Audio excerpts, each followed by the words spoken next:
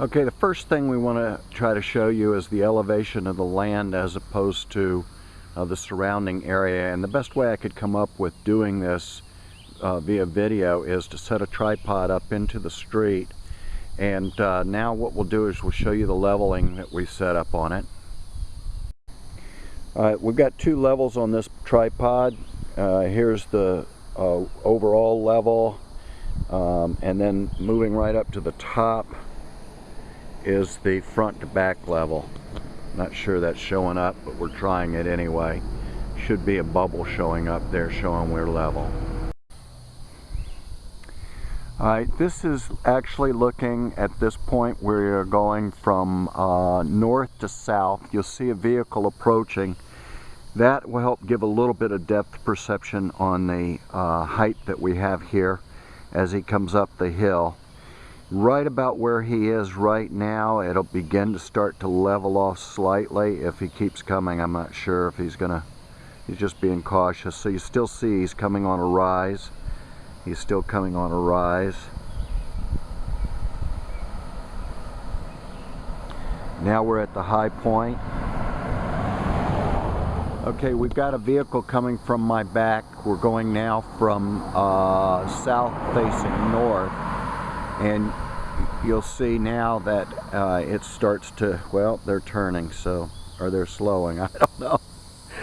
But anyway, maybe they think I'm a cop or something, I don't know. But anyway, you can see that it's going down, down, down as it slopes down. Now again, this is Florida. That's a big drop for us. So anyway, we're on a Florida hill. Okay, right now I'm pretty fairly close to being in the middle of the property as it goes from south to north. The camera's on the north side of the property. So north to south and east to west. So this will give you an idea. This is all open. The trees that I'm about to show you when I pan over after I get back to the camera, the trees would be then on the west side and not on the property. I'll also be shooting on the east side trees that border right on the property. I mean literally on the property. So some of this foliage that I'm about to pan on, some of this foliage or trees will be on the property. Some of the trees will be on the back property. Also, let me talk about the back property for a moment. It is pasture land. It's 48 acres of land, and I believe that it's zoned agricultural, and I believe it can only have one structure, but I'm not 100% sure on that. But I believe they've had a couple of deals fall through because they haven't been able to get any approval for subdividing. So it will only probably serve as a ranch someday. Okay, so now we'll look at some of the other features of the property. Right now I am very, very close to the west property line, and there's a lot of tall trees that go all the way along this border here.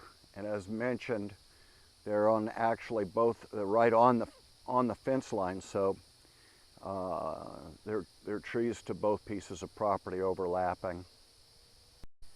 Now here's a perfect illustration of what I'm speaking of.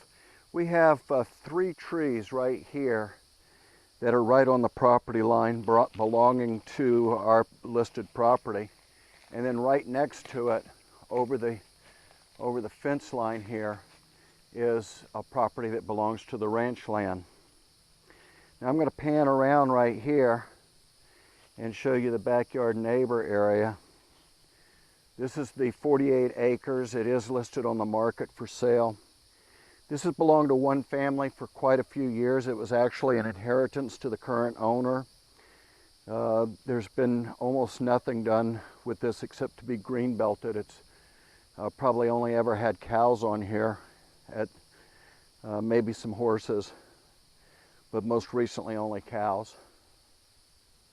Now again, on the back part, or the east side of the property, these trees have they're just really old trees. They've never really been trimmed, and so they go right down to the ground.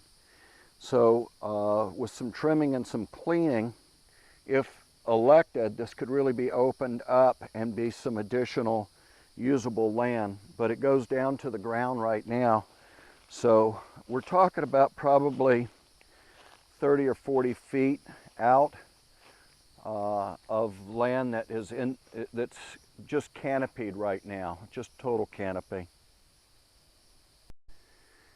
Now, to give you a perspective of where I am right now, I'm almost right at the corner of the property. That would be the southwest corner. So as I pan now, we're going from due north, and I pan around to the open land, and now I'm swinging on over to the east, south property line. South property line.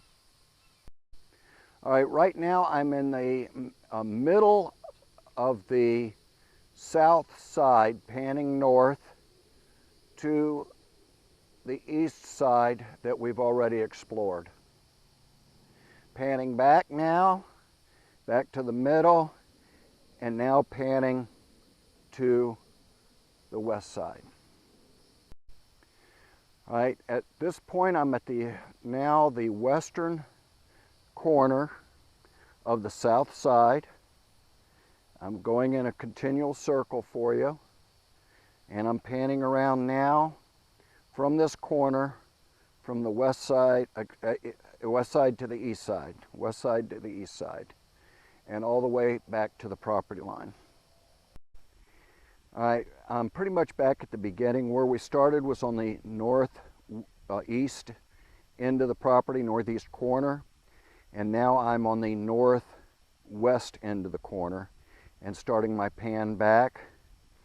I'm stopping right now. This is a diagonal cut across all the way to the other corner that I had filmed from, and now we're moving back to the back tree line on the back side of the property, and now back to the beginning of where we started.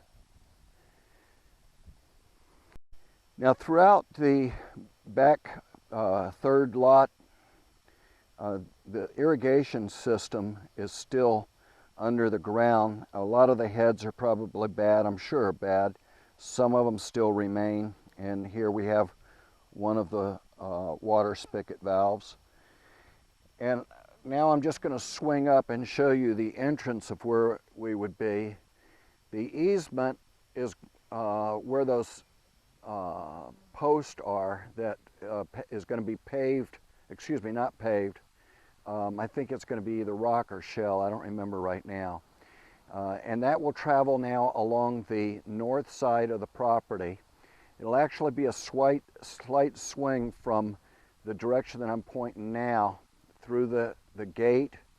It'll come along and then come back along this way to the back piece of the property. So you can see it will go right along the property line. I believe it's, I can't remember if it's 15 or 30 feet easement that's required.